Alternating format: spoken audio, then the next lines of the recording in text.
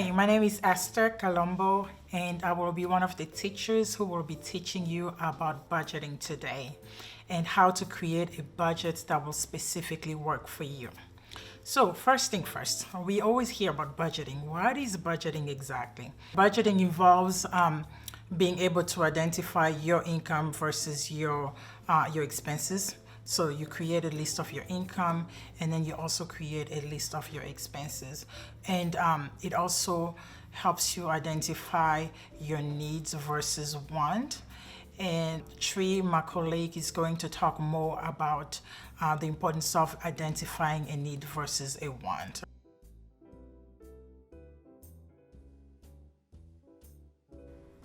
Hi, I'm Tree Raybold. I am a financial coordinator here at Guardianship Services, and my job today is to talk to you about not only budgeting, but the needs and wants that we experience every day. And one of the most important things we ask, or we need to ask ourselves when we're starting a budget, is do I make enough money to actually pay for everything I'm doing? Now, if it comes out that I don't make enough, there's a couple options. I need to either make more money or I need to spend less money. Depending on who you ask, some will say it's easier to make more, some will say it's easier to spend less. But I'd like to give you a few ideas on both. So, to make more money, obviously you could go get another job. But a lot of the folks I work with are on fixed incomes. They're on disability or SSI benefits. So they don't always have the option of going to get another job. Yet on the checks they make, they don't necessarily have enough money to pay all their bills. So I suggest that you consider doing things like applying for housing, applying for food stamps. There are programs that can help you, depending on what community you're in, that will help you with your electric bill. There are a variety of ways that you can increase that income without actually going out and having to work if you're in a position where working is not an option. So spend less. Now that seems to be more challenging to get people to understand. We tend to live in a society of multitude. We want and want and want, and we like immediate gratification. So I like to refer to it as a fast food society. So we want to go through, get that meal, and get going. It's really important that we look at what is a need, which I define as something that helps you remain healthy.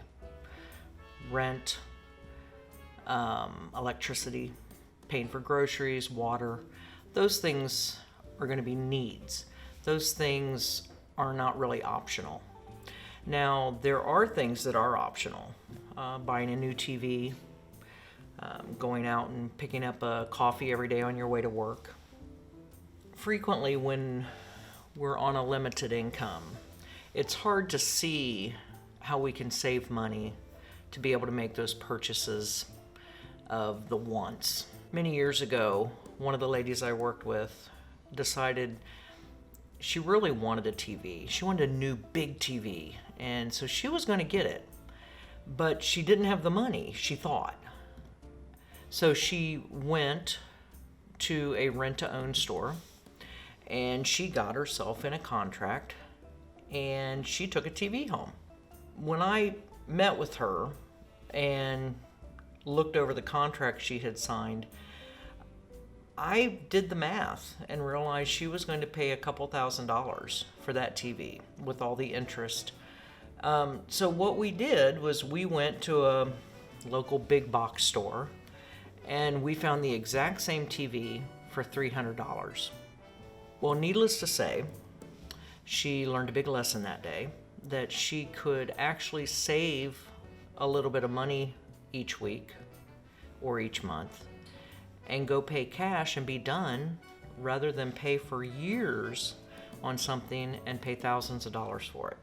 So when you're looking at the things that aren't necessities, I really want to encourage you to make sure you take time and decide how important it is. Is it important enough to get caught up in a payday loan that's going to just be a vicious cycle? Would it be better to just wait and save a little bit of money each month and be able to actually go pay cash for an item? So as I've said, learning the difference between needs versus wants can be very important. Knowing what keeps you healthy and makes you healthy, and knowing what you're buying just because you want it, it's really important that you think about those things. So now Esther's going to talk to us about how to chart all this information.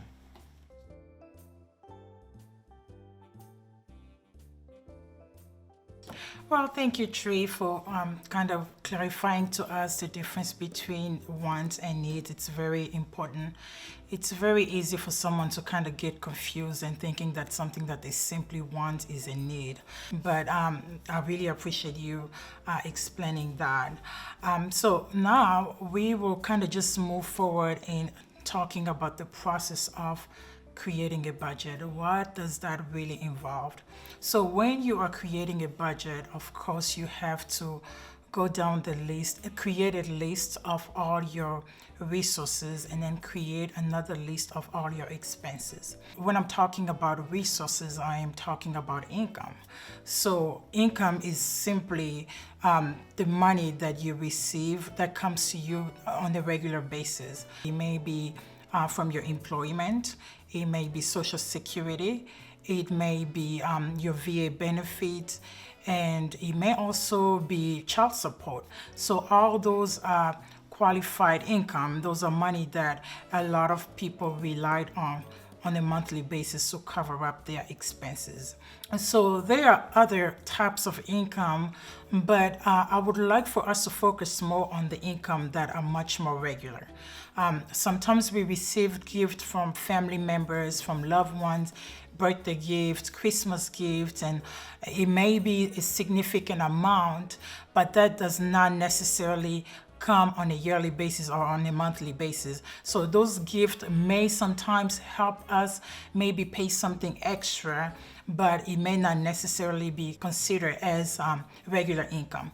So once we create a list of all our resources of our income, where all the money comes from, we add everything up and we come up with a total.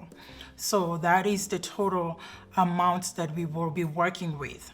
So when we are talking about income, so I understand that sometimes when we are applying for certain things like a loan or a car loan or a house loan, they ask us sometimes for our gross income. However, I want to stretch the importance of considering your net income when you are creating a budget. So the net income is the money that you actually brings home after everything is deducted. So that is the money that you get to keep. It is very important that you create your budget based on the money that you will actually have. Once you create that, you have your total amount of income, and then you move forward and create a list of all your expenses. So you want to make sure that every time you are creating a list of your expenses, you are creating the list based on the important things first. So in addition to the rent, electricity, water, we are talking about food. We are talking about healthcare. Those are also very important things that we want to make sure that we are considering when creating a budget. I know we live in society right now where cell phone is very important, and I strongly believe it too. We are living in a world where when you do not have your cell phone, you feel like a part of you it's not with you. However, there may be some choices to make when deciding on the type of cell phone to get. How do we apply the idea of a need versus want when we are talking about a cell phone? So let me give you an example. We are talking about, let's say, someone who has an iPhone, the latest model of an iPhone. So when you have the latest model of an iPhone, most likely the amount that you have to pay for that it's extremely high. So what most people do, they lease the phone. So they pay only they pay for service on a monthly basis, but in addition to the service amount that they pay in order to receive service, they have to pay an additional amount, let's say like $25 or $35 just for the phone. While you can also have a smartphone that allows you to get on YouTube and Google, but it comes maybe free. It's maybe an LG or just the cheap version of a Samsung, and you do not have to pay an additional amount apart from the monthly service that you need. You will be better off going for a phone that comes free, and then all you have to do is pay for the service. In conclusion, the budget helps you draw a line. It's like a guidance. It guides you to how you will spend your money and how you will remain self-sufficient by making wise decisions.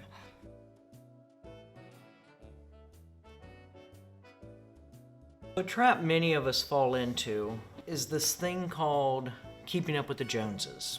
Esther, as a much younger person, didn't quite understand that statement, so I thought I would explain it. Basically, keeping up with the Joneses is when I see that my friends or my neighbors have the latest iPhone, or maybe they got a new laptop or an iPad, I think, I've got to have that too.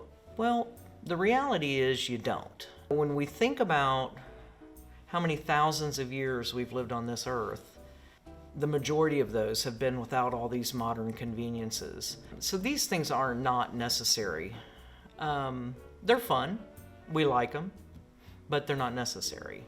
And when it comes down to whether or not we can afford them, or whether it comes down to I can pay my rent or I can pay my cell phone bill, it really becomes important that we think about the things that are going to make us healthy, safe, and secure.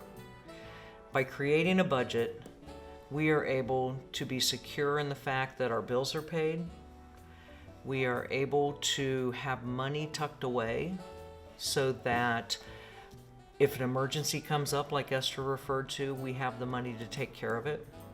And we are certainly secure in the knowledge that we have a healthy and safe place to live. Thank you all for joining us today. We appreciate you taking the time to watch this video. We certainly hope you learned something.